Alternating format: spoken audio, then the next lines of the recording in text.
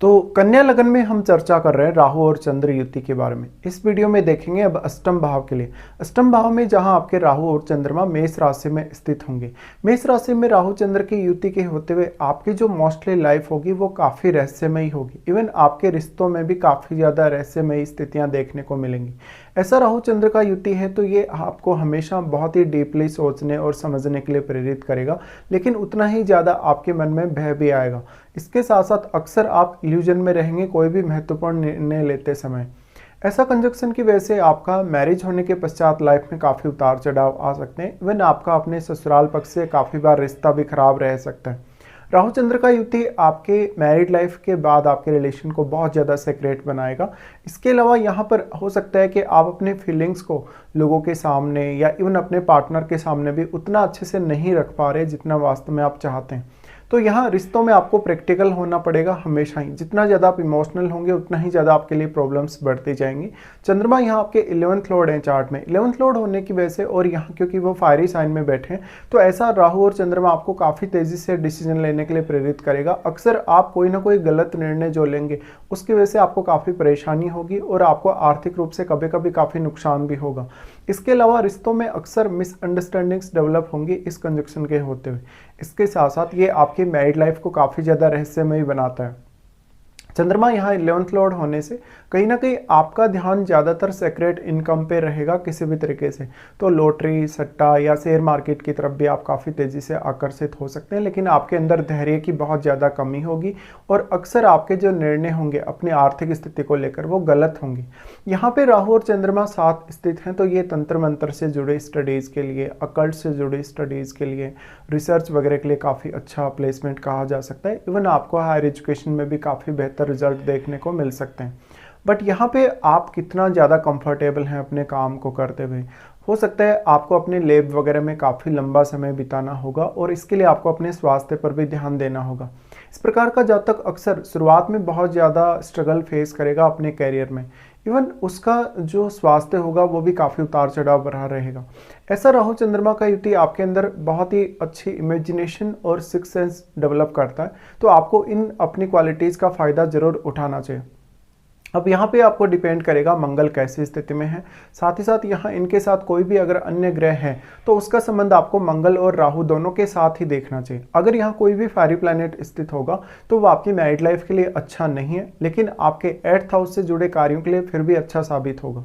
इसके साथ साथ यहाँ पे कोई भी अन्य जो भी ग्रह बैठेगा वो राहु की वजह से काफ़ी प्रभावित होगा और वो काफ़ी ज़्यादा मल्टीप्लाई भी होगा। तो उस ग्रह से रिलेटेड भावों को देखिए, उन भावों से कुछ आपको गेन हो सकते हैं लाइफ में। इस प्रकार का कंजक्शन है तो जातक हमेशा अपनी मैरिड लाइफ में बहुत ज़्यादा उतार चढ़ाव देखेगा और वो अपने पार्टनर के प्रति काफ़ी इमोशनल होगा। तो यहाँ पे कभी भी एक अच्छे सेटिस्फेक्शन लेवल तक आप नहीं आ पाते, चाहे आपकी अर्निंग्स हो, आपका कैरियर हो या इवन आपकी मैरिड लाइफ हो। इसके लिए आपको हमेशा ही तैयार रहना होगा ऐसी कंडीशंस का सामना करने के लिए। अब यहाँ पे जो भी प्लैनेट बैठेगा वो प्लैनेट यहाँ पे आपके चंद्रमा को भी बहुत ज़्यादा प्रभावित कर सकेगा और केतु को और केतु के साथ बैठे हुए ग्रह को भी, क्योंकि यहाँ से वो डायरेक्टली आपके केतु पर भी दृष्टि डालेगा। अब यहाँ आपको हमेशा कोई भी काम करते हुए अपने आप को मानसिक तौर पे बहुत ज़्यादा कंफर्ट्स की आवश्यकता होगी।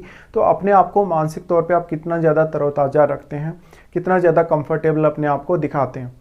यहाँ पे अगर हम दृष्टियों के हिसाब से भी देखेंगे तो राहु सबसे पहले आपके 12th हाउस पे दृष्टि डालते हैं। 12th हाउस पे जब वो दृष्टि डालें तो ऐसा जातक 8th हाउस से रिलेटेड किसी भी कार्य के लिए फॉरेन से जुड़ सकता है या इवन वो फॉरेन जा सकता है। तो आप अगर फॉरेन जाके कोई रिसर्च वगैरह करना चाहते हैं, अकल्ट वगैरह से जुड़ा हुआ कोई कार्य करना चाहते हैं तो आप कर सकते हैं। यहाँ पे एक अच्छी इमेजिनेशन भी आपको देखने को मिलेगी जब भी चंद्रमा के साथ राहु है। तो यहाँ पे लेकिन आपको स्ट्रेस से बचना पड़ेगा। आपका जो भी काम है उसमें आपको बहुत ज़्यादा कंफर्टेबल होना पड़ेगा, तभी आप अच्छी स्थितियों का सामना करते हुए अपने काम को अंजाम दे सकेंगे। तो राहु का जो दृष्टि पड़ रहा है वो 12th हाउस पे जो दृष्टि है आपके खर्चों को बढ़ाने वाला होगा, आपकी लाइफ में काफ़ी उतार चढ़ाव भी लाने वाला। और क्योंकि यहाँ राहु जो प्रभाव डाल रहे हैं वो अब सूर्य के घर पे यानी फायरी साइन पे ही प्रभाव डाल रहे हैं, इसलिए आपको यहाँ ये देखना होगा कोई भी ग्रह आपके 12th हाउस में स्थित है या नहीं। वो ग्रह आपके किसी न किसी भाव का स्वामी अवश्य है।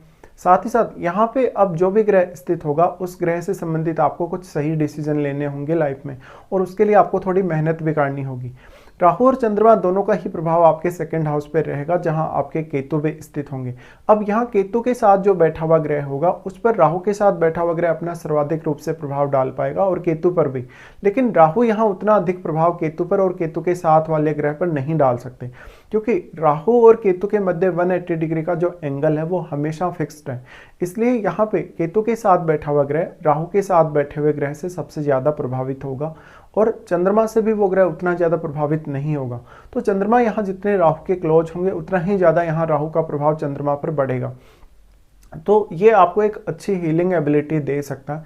साथ ही साथ यहाँ बहुत ज़्यादा अप्स एंड डाउन्स जो आपकी फैमिली लाइफ में आएंगे या आपके करियर में आएंगे, उनके लिए आपको कहीं ना कहीं ये कंजक्शन सपोर्ट कर सकता है, अगर कोई सपोर्टिव प्लैनेट यहाँ 8th हाउस में बैठा है तो। इसके साथ साथ मंगल का संबंध आपके चार्ट में कौन कौन से भाव से है और एक्चुअल में मंगल आपके चार्ट में कौन से भाव में बैठे हैं वो जरूर देख लीजिएगा, क्योंकि उस हाउस से जुड़े हुए भी कुछ हद तक आपको जो रिजल्ट हैं 8th हाउस के वो देखने को मिल सकते हैं। यहाँ पे फिर अगर हम देखें तो राहु और चंद्रमा सेकंड हाउस पे जो दृष्टि डाल रहे हैं ये आपकी वाणी के लिए अच्छा होगा, लेकिन आपकी डिसीजन मेकिंग की जो क्षमता है अपनी फैमिली के लिए, अपने रहन सहन या खान पान के लिए, वो काफ़ी प्रभावित होगी। तो यहाँ पे किसी भी प्रकार के रिस्क से आपको बचना चाहिए। आप कोई भी इन्वेस्टमेंट के लिए अगर देख रहे हैं तो आपको हमेशा स्टेबल जहाँ पे इंस्ट्रूमेंट रहते हैं उन्हीं में इन्वेस्ट करना चाहिए। कोई भी प्रकार का बहुत ऐसा गहरा रिस्क जहाँ पे आपको पैसे को खतरा हो या जहाँ पर आपका पैसा लूज करने की संभावना ज़्यादा हो, ऐसे मामलों में आपको नहीं पड़ना चाहिए। उसके बाद राहु दृष्टि डालेंगे आपके 4th हाउस पे, जो कि क्योंकि चंद्रमा के साथ ही बैठे हैं इसलिए मदर की हेल्थ के लिए ये अच्छा नहीं होगा। अगर आपके जुपिटर बहुत ही अच्छी स्थिति में है चार्ट में तो कुछ हद तक आप ये देखेंगे कि मैरिज होने के पश्चात आपका जो डोमेस्टिक लाइफ है वो पूर्ण रूप से बदल जाएगा। मैरिड लाइफ के बाद से आपको पार्टनर की जो फैमिली है कुछ हद तक आपके डोमेस्टिक मामलों में सपोर्ट कर सकती है, लेकिन उनके साथ आपकी अंडरस्टैंडिंग मैच नहीं करेगी। राहु का जो 4th हाउस पे दृष्टि है उसकी वजह से मदर की हेल्थ के लिए ये अच्छा नहीं होगा, और वैसे भी क्योंकि मदर के ही कारक हैं आपके चंद्रमा, तो चंद्रमा यहाँ राहु के साथ होते हुए मदर के साथ रिश्तों को लेकर भी आपको कुछ प्रॉब्लम्स रह सकते हैं। इसके साथ साथ आपको अपनी महादशा पर अवश्य विचार करना होगा, आपको वास्तव में चंद्रमा की या राहु की महादशा है या नहीं है।